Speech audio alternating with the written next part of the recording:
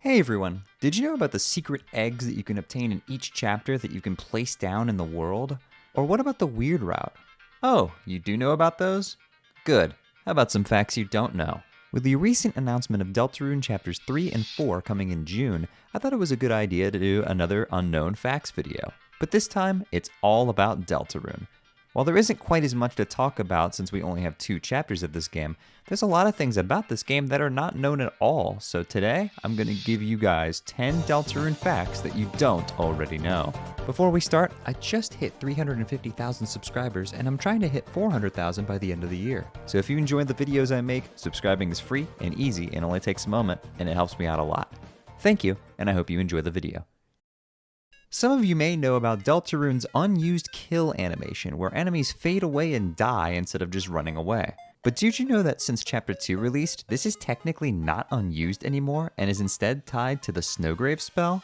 During the weird route, the entire goal of it is to buy the Thorn Ring and unlock the ability to cast the Snowgrave spell.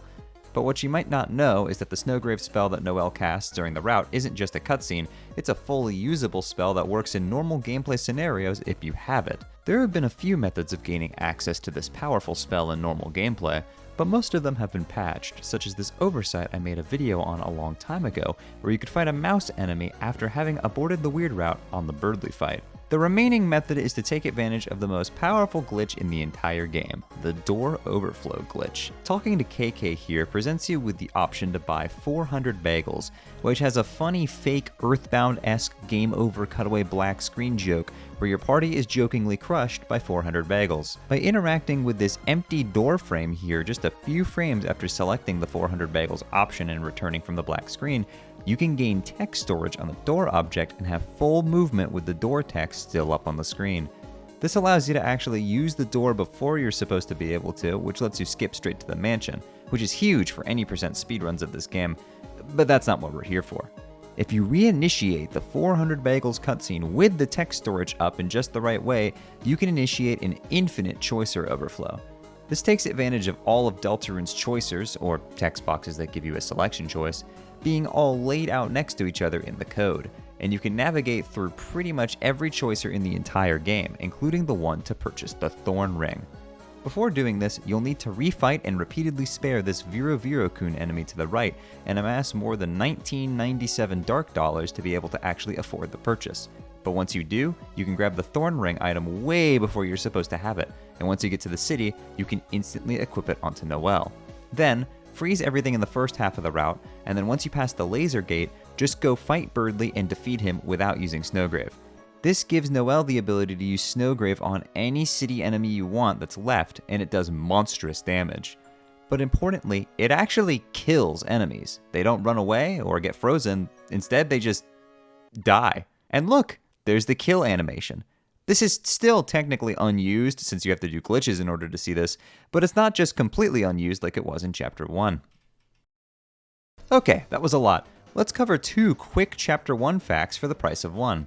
Chapter 2 players may be familiar with the Mercy Meter, a mechanic that was implemented that tracks your total percent towards sparing enemies. Some of you also probably know that just simply selecting spare on most enemies will add 5% to the Mercy Meter, and eventually allow you to spare enemies without doing any axe or pacify strategies. But what you probably didn't know is that this mechanic actually already existed in Chapter 1. While the Mercy Meter does not exist yet, it's functionally just invisible, and the game still counts selecting spare on enemies as progress towards actually making them spareable. You can see here with this Rudin that after just spamming spare enough times, boom, I spared it just like normal. And now for the second Chapter 1 fact. There is an unused weapon for Chris called the Trefoil. You'll notice that Susie and Ralsei both have 2 extra unlockable weapons alongside their base weapons, the Brave Axe and Devil's Knife, and the Ragger and Dainty Scarf respectively. But notably, Chris only just gets the Spooky Sword and nothing else, while the Trefoil was supposed to be their second weapon. It's completely functional, gives +4 attack, and also increases money gains by 5%, similar to the Silver Card item in Chapter 2. It even has a light world item variant in the Lucky Pencil, which has info text and everything. This item seems to have been cut extremely late into development, as it's fully functional and literally could just be plopped into the game right now and would cause no issues.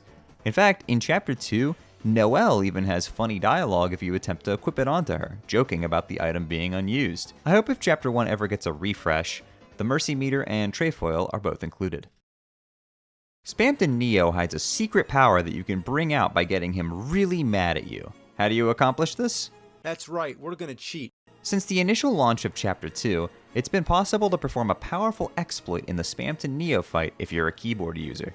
Both Z and Enter allow you to shoot, and holding down either can charge your shot up to fire a big shot. But by holding down one of the buttons while spamming the other one, you can fire unlimited big shots as fast as you like. This exploit was picked up on by the dev team, but rather than removing it, they did something way cooler. A variable that tracks whether or not you've used this exploit was introduced, called Funny Cheat, and while initially unused, the next update introduced the Enrage mechanic. By using this Funny Cheat big shot spam exploit, Spamton enters an enraged form where his head becomes red and steaming, and his damage output is increased to monstrous levels. Seriously, he's capable of two-shotting lower defense players in the weird route, and no build in the game can survive more than 2 hits in a row. Additionally, his 5th attack, the Phone Hands, is changed from an easier version to a much harder version. Now, you might think this new added challenge would negatively impact something like speedruns, but the most amazing part of all of this is that the changes here actually made his fight faster. While definitively much harder than before, the charged Phone Hands attack actually has no randomness, unlike the easy version, and if you know what you're doing, you can graze it like this. Anyway, check this shit out.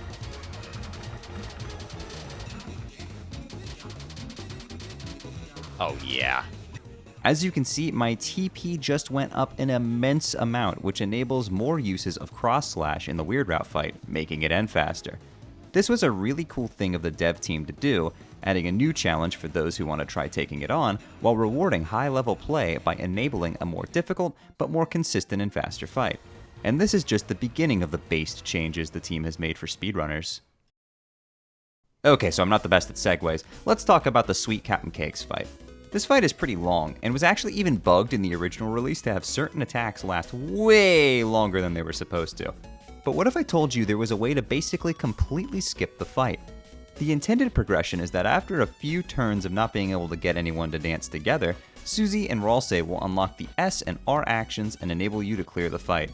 However, if Chris dies during any of this, Susie will immediately decide to teach herself and Ralsei how to act, and you're able to finish the fight immediately. This, of course, became the new meta strat for speedruns of Deltarune.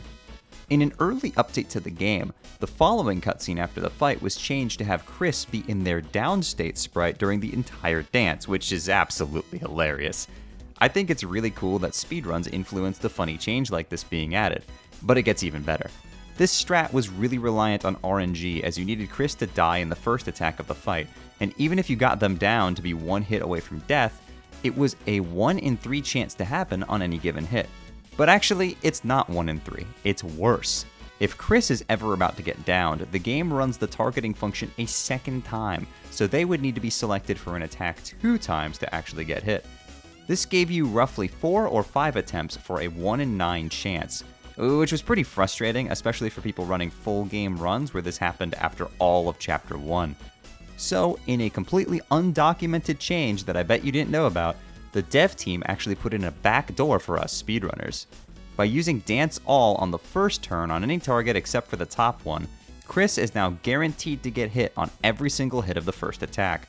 This made the strategy 100% consistent and saved a lot of headaches, and I'm really like to personally thank the dev team for putting this into the game. Everybody go say, "Thank you Deltarune devs" in the comments below. They deserve it. Okay, these have all been pretty in-depth facts, so let's do a very simple one. In Chapter 1, the Clover fight can be a bit difficult to deduce, as the correct way to spare isn't immediately clear and requires a bit of thinking. But what you probably didn't know is that on this fight, you can use the manual item in the same way you use the stick on Undertale's dog enemies. Using the manual on turn 1 and then again on turn 2 will instantly fill up the invisible but still there mercy meter, and then all it takes is just a quick spare to finish up the fight. While we're here in Chapter 1, most of you probably already know about the original Star Walker. By ringing the bell to stop this chase sequence, you'll see the Star Walker run away, and then by going to the left, you can find the original Star Walker chilling out. But what I have basically seen nobody talk about is a secret interaction if you catch the regular Star Walker. Enter the room from the right and have the bird chase you from right to left. Then interact with the bell and immediately chase the Star Walker as it runs off to the right. If you catch up with it and interact with it, you get 40 dark dollars. That's it. But I barely see anybody who knows about this interaction at all, so I wanted to put it in here.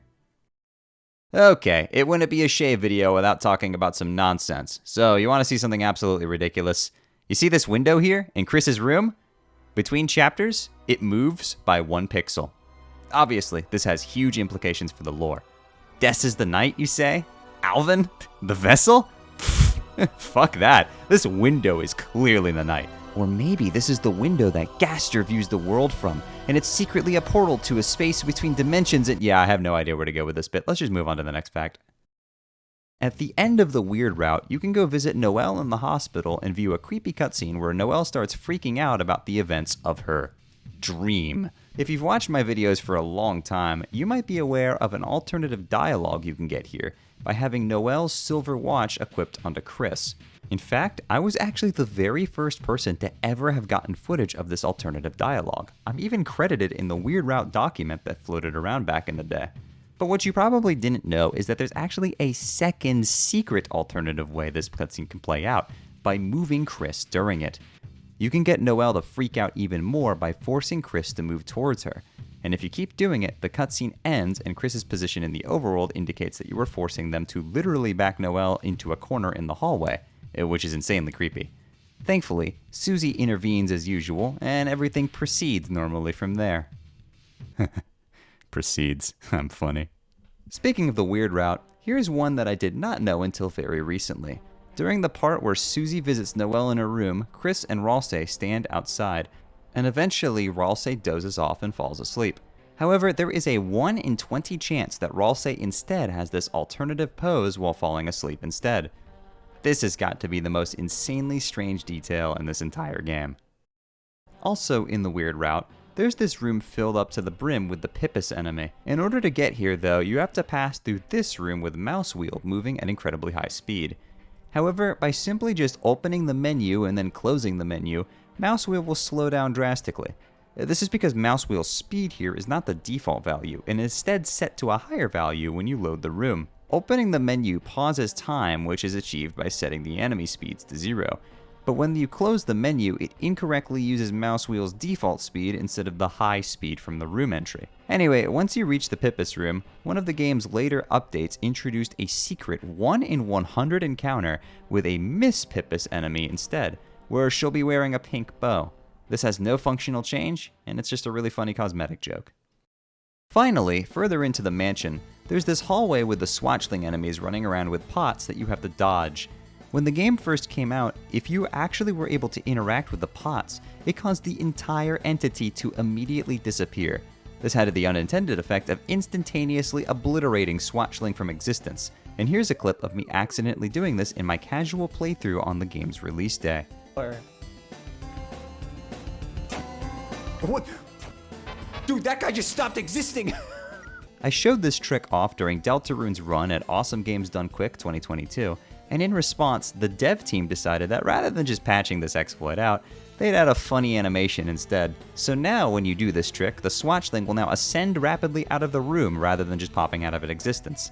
And it even has a funny sound effect. Anyway, time to send these guys to the moon. Send them to the dimension opposite of that of the stock market. And get this, they even added a currently unused variable that tracks this. If you perform this trick, the variable speedrunners get set to the value satiated.